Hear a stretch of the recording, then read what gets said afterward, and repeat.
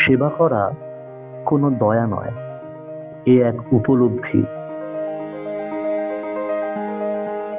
1899 থেকে 1900 সালে কলকাতায় ভয়াবহ প্লেগ দেখা দিল,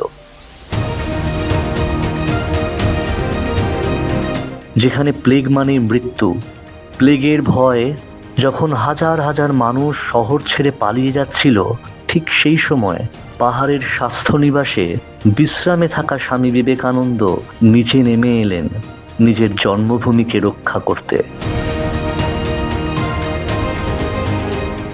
তার নেতৃত্বে রামকৃষ্ণ মিশন প্লেগ প্রতিরোধের কাজেও ঝাঁপিয়ে পড়ল। তারা শহরের বস্তিতে গিয়ে সেই বিভীষিকার মধ্যে কাজ শুরু করলো। বছরের পর বছর জমে থাকা মৃত্যুবীজে ভরা আবর্জনার সঙ্গে লড়াই করে।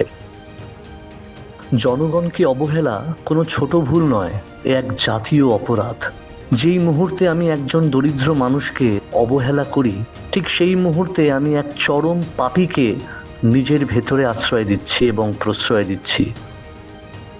একটি জাতির পতন শুরু হয় যেদিন সে সবচেয়ে দুর্বল মানুষটির চোখের দিকে তাকাতে ভুলে যায়।